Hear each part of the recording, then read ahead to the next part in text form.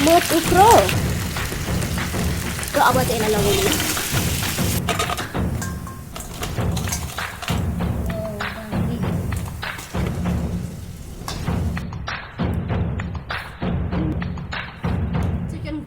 यहाँ मासुको अचार बनिसकेको छ साथीहरु यहाँ जाँदै यो चाहिँ घरपालुवा बाँदर हो hello everyone welcome back to my channel आज पनि तपाईलाई स्वागत छ मिरा साम्पाङ भ्लगमा अनि सबैजना सन्चै हुनुहुन्छ होला अनि आज पनि बिहान बिहानै म चाहिँ तपाईहरुको सामु आइसकेको छु म उठ्नु बित्तिकै चाहिँ मैले यो भिडियोलाई स्टार्ट गर्दैछु अनि आज पनि नयाँ रेसिपी लिएर आएको छु बाहिर जाने काम त छैन नि अहिले हैन अनि एकदम राम्रो हुनेछ आजको भिडियो गाइज अनि जति जना नयाँ हुनुहुन्छ मिरा साम्पाङ च्यानलमा तपाईहरुलाई स्वागत छ अनि तपाईहरुले चाहिँ मेरो च्यानललाई धेरै माया गरिदिरहनु भएको छ तपाईलाई धेरै भन्दा धेरै धन्यवाद अनि यसो नै सपोर्ट गरिराख्नु होला माया गरिदिराख्नु होला म तपाईहरुको सामु यसरी नयाँ नयाँ भिडियो लिएर आउने कोसिस गर्दैछु अनि तपाईहरुलाई मैले भनिराखेको छु अहिले चाहिँ हामी बाहिरको भिडियोलाई लाउन पाइराखेको छैनौं त्यही भएर चाहिँ मैले धेरै चोटी भइसक्यो मैले घरभित्रकै मात्रै भ्लग गरिराखेको छु अहिले पनि मैले तपाईहरुको सामु रेसिपी नै लिएर आएको छु हेरेर इन्जोय गर्नु होला अब चाहिँ भने हामी ढिलो नगरी आजको रेसिपीलाई सुरु गर्नेछौं अनि म चाहिँ ओभर एक्साइटेड छु मलाई चाहिँ पकाउन मन पर्छ अनि त्यही भएर चाहिँ रेसिपीहरु ल्याइराख्नु पनि मन पर्छ मलाई तर त्यस्तो धेरै माहौल त हुँदैन सधैँ ल्याइराख्ने र पनि अनि अहिले चाहिँ हामी बाहिर जान नभ्याएकोले गर्दाखेरि चाहिँ हामी भित्रकै के कुराहरु सिक्ने छौं है त ओके गाइज अब चाहिँ भने सुरु गरौँ नयाँ रेसिपी गाइज अस्ति नै मैले एउटा भिडियोमा ल्याउँछु भनेको थिएँ हैन तपाईहरुलाई कतिको याद छ छैन यदि याद छैन भने चाहिँ भेज छोइला अनि चिकन रेसिपी छ नि हो त्यसमा गएर हेर्न सक्नुहुन्छ मैले के चाहिँ पछि म ल्याउने छु तपाईहरुको सामु भनेर भनेको छु त्यहाँ गएर चाहिँ तपाईले हेर्न सक्नुहुनेछ ओके अब सुरु गरौँ तपाईहरुले चाहिँ हेरेर पनि थाहा पाइसक्नु भयो के छ भनेर हैन यो चाहिँ अगाडि नै अर्डर गर्नु पर्दो रहेछ त्यही भएर यहाँ लेखेको छु यो के हो कतिले जाते भन्नुहुन्छ कतिले पाङ्ग्रा भन्नुहुन्छ जे भने पनि एउटै हो यो चाहिँ हामी चाहिँ भन्छौँ जाते भन्छौँ अनि यहाँनिर छ कलेजो कलेजो चाहिँ मलाई त्यति मन पर्दैन तरै पनि यो कलेजोलाई पनि म आज बनाउँछु अनि यहाँनिर छ जाते म यसको के बनाउँछु अहिले बनाउँदै गएपछि थाहा पाउनुहुन्छ ल अनि यहाँनिर छ मासु यो मासुको पनि म 2-3 थरी बनाउन आँटेको छु त्यसै मैले यहाँ मसला रेडी गरेको छु टमाटर रेडी गरिसकेको छु अरु मसलाहरु अहिले म बनाउँदै रेडी गर्छु ओके अब बनाउनु तिर लागौ मैले चाहिँ यहाँनिर तेललाई चाहिँ तताउनको लागि छोडिसकेको छु लाइसकेको छु तेल यहाँनिर अब यहाँ चाहिँ मासुलाई रोस्ट गर्नुपर्ने हुन्छ यहाँनिर छ मासु तेल तातिसकेको छ अब मासु लाउँछु यहाँनिर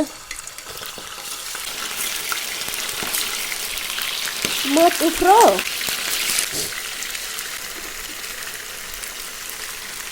हाम्रो चाहिँ चुलामा चाहिँ मासु रोस्ट हुँदैछ गाइज हैन अनि अब चाहिँ म त्यसको चाहिँ अचार बनाउन आँटेको छु मासुको अचार किनभने एकैचोटीमा धेरै खान सकिँदैन नि त मासुको अचार बनाएर राखेँ भने चाहिँ थोरै थोरै गरेर खान सकिन्छ त्यही भएर आज म मासुको अचार बनाएर राख्दैछु गाइज यहाँनिर चाहिँ यतिको रोस्ट भइसकेको छ अब यसलाई निकाल्ने टाइम हुन आँट्यो अब यसलाई निकालेर चाहिँ म मजाले अचार बनाउँछु यसको मजाले रोस्ट भयो गाइजहरु यहाँ नै खाउँ लाग्दो भयो वाउ दामी देखेको छ है मुखमा पानी आउँदैछ क्या यो देखेर खानु मन लागेको अर्को चुलामा चाहिँ मैले यहाँ कराई बसाएको छु अब यहाँनिर चाहिँ अचारको लागि त्यो अचार बनाउनु पर्ने हुन्छ त्यो मासुको लागि चाहिँ अचार बनाउनु पर्ने हुन्छ है गाइजहरु थोरै म तेल हाल्छु यसमा धेरै तेल हाल्नु मिल्दैन किनभने रोस्ट भइसकेको छ नि त मासु त्यही भएर यहाँ छ मासुको अचार बनाउनलाई अचार मोल्नुको लागि चाहिँ मैले ठुलो आरी लिएको छु अनि त्यही भएर चाहिँ यसमा लाउँछु अब म क्रन्ची भएको छ है आवाज पनि सुन्दै हुनुहुन्छ होला ए दामी दामी अचारको लागि सिकुटी जस्तो भएको है वाउ दामी यत्रो धेरै मासु यति भयो के यहाँनिर चाहिँ अहिलेको जाते के भन्छ पाङ्ग्रालाई चाहिँ मैले यहाँ फेरि रोस्ट हुन छोडिदिएको छु मेरो मासु चाहिँ रोस्टिङ भइरहेको छ हैन रोस्ट भइरहेको छ तेलमा मैले तारिराखेको छु अनि अहिले एकछिनमा यसलाई म तारिसकेपछि तपाईलाई देखाउँछु अनि त्यसबाट चाहिँ म बनाउँछु मासुको छोइला के भन्छ पाङ्ग्राको छोइला ओभर मिठो हुन्छ है यो पाङ्ग्रा चाहिँ मलाई चाहिँ पकाएर खानु भन्दा नि पोलेर खानु चाहिँ मिठो लाग्छ तर के गर्नु हैन गाउँमा भए त पोलेर खानुहुन्थ्यो यहाँनिर चाहिँ ग्यास मात्रै छ ग्यासमा त पोल्न सकिँदैन त्यही भएर अहिले चाहिँ भने पाङ्ग्राको छोइला बनाउँदैछु है गाइजहरु कस्तो हुन्छ हेरौँ यहाँनिर थोरै मेथी फुराउने मजाले मेथी फुरिँदैछ तेल मजाले तातेको छ नि त त्यही भएर मेथी चाहिँ यसरी कालो भइसकेपछि चाहिँ मजाले डढिसकेपछि चाहिँ यो अघि काटेर राखेको लसुन र अदुवालाई लाउने लसुन अदुवा पुराउने यसलाई गोल्डन कलर भइसकेपछि मात्रै बेसार हाल्ने ल यहाँनिर सुरुमै हाल्न मिल्दैन प्याज हालेपछि चाहिँ धेरै राख्न मिल्दैन अचारलाई 1-1.5 हप्तामा खाइसक्नु पर्ने हुन्छ अनि यहाँनिर छ टमाटर यो टमाटरलाई पनि हाल्ने यसलाई मजाले गल्न दिने यो टमाटर पनि सबै पानी सुक्ने गरी पकाउनुपर्छ यहाँनिर छ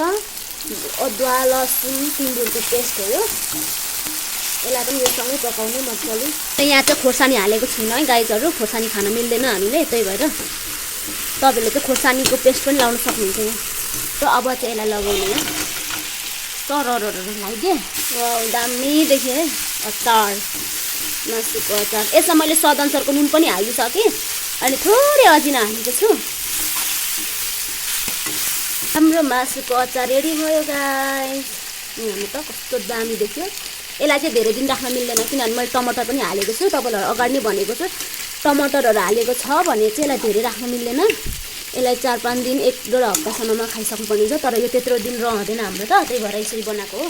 यहाँ मासुको अचार बनिसकेको छ साथीहरू यहाँ त कस्तो खाउँ लाग्दो देखिरहेको छ मासुको अचार है तपाईँहरू पनि यसरी बनाएर खान सक्नुहुन्छ यहाँनिर चाहिँ मैले प्याज र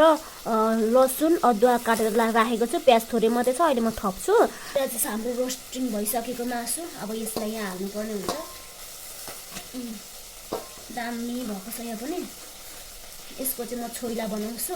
हेर फर्स्ट टाइम हो कतिको बनिन्छ थाहा छैन तर पनि फर्स्ट ट्राई गाइज तपाईँहरू पनि ट्राई गर्न सक्नुहुन्छ अब यसमा चाहिँ अलिअलि सामानहरू लाउन बाँकी नै छ म अहिले लगाउँछु यसमा गाइज मेरो आँखा हेर्नु यो सब उयोको कमाल प्याजको कमाल यति धेरै आँसु आउँछ मेरो एउटा प्याज काट्दाखेरि आँखा यस्तो पोल्छ हो के भएको आँसु आयो आँसु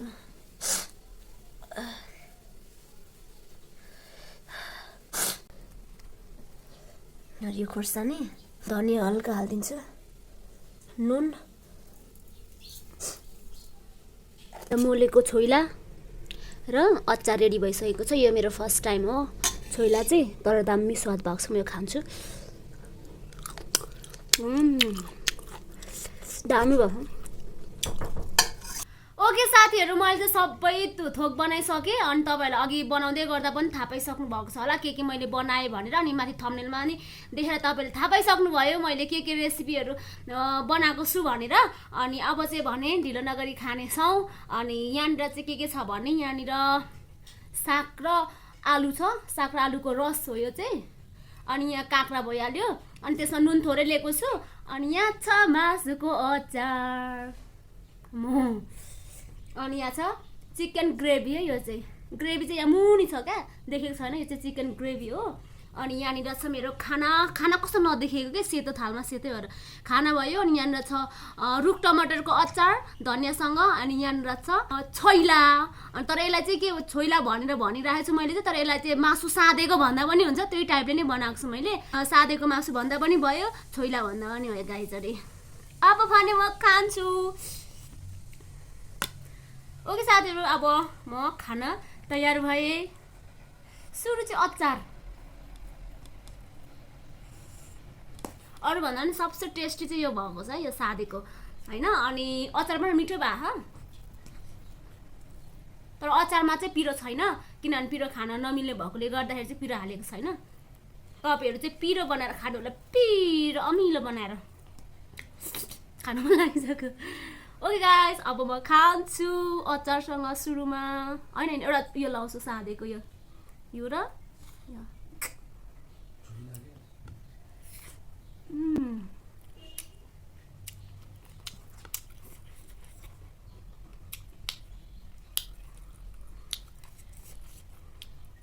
एकदम दामी छ है साथीहरु म चाहिँ खाने बेला धेरै बोल्दिनँ नि त अनि त्यही भएर खाएको बेला चाहिँ त्यति धेरै नबोलेको देख्दाखेरि कस्तो कस्तो लाग्छ होला खानु पर्यो नि त सुरुमा त हैन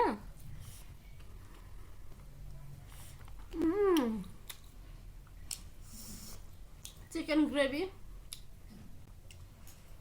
यो सब मैले आफै बनाएको है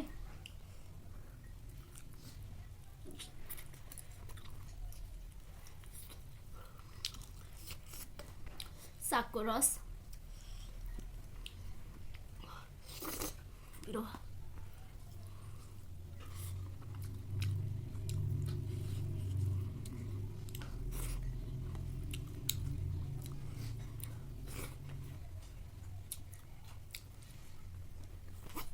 अर्को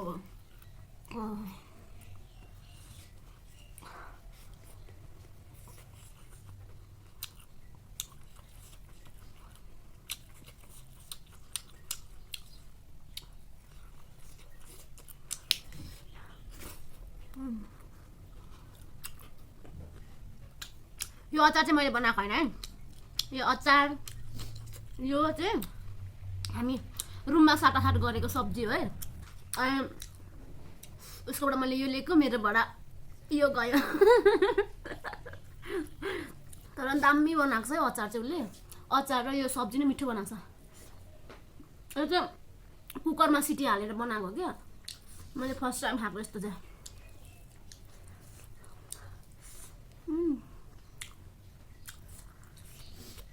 मासुको अचारमा खाएर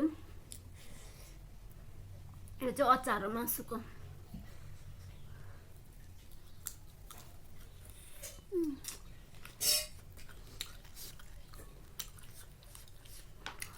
यो चाहिँ अब छुरुम छुरुम भएको छ क्या, क्रन्ची भएको छ यो चाहिँ। दामी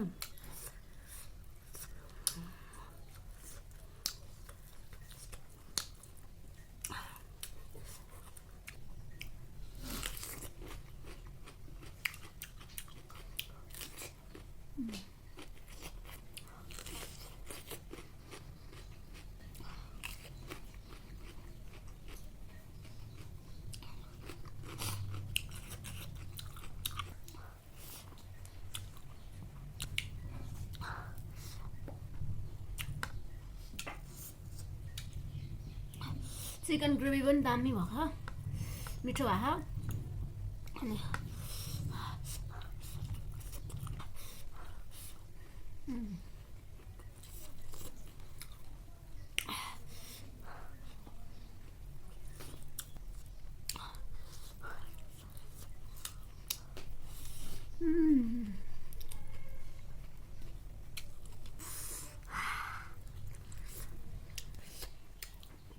साथीहरु यो बनाउँदा धेरै टाइम लाग्यो नि त।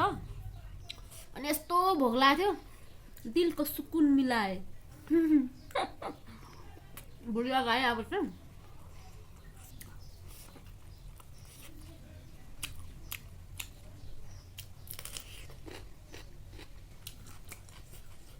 एउटा बटुका खाली। अब यसलाई खान्छु मजाले।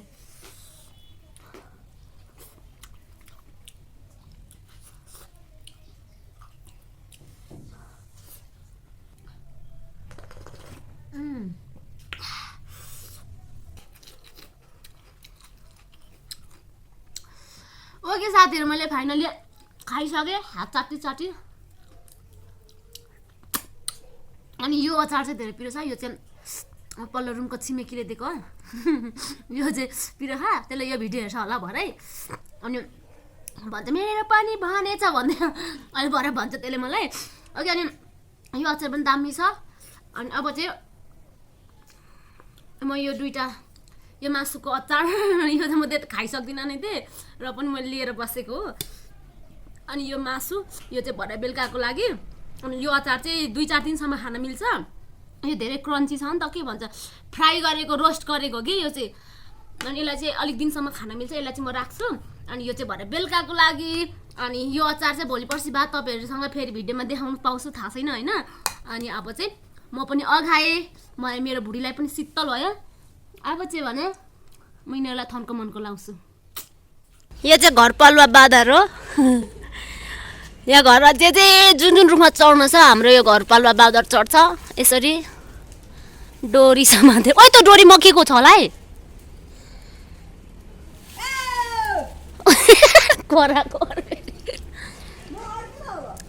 ओ त डोरी छिटो छोड है, त्यो उयो मकिएको छ होला नि। समातेर अब छोडा भनेको नि। यहाँनिर चाहिँ इस्कुस छ क्या साथीहरु, यहाँ माथि माथि त्यो झार्नलाई चढेको। अब त्यहाँ अड्केको, ओइ मलाई लाग्छ है। थाला लु अगाडि थाला थाला कति म पछाडी छु डरले लाग्यो भयो भयो धेरै छैन छोड्देऊ सानो सानो छ मेरो बुढा इस्कुस भेलाउँदै हुनुहुन्छ यहाँ हेर्नुहोस् रुमालले खोज्दैन हौ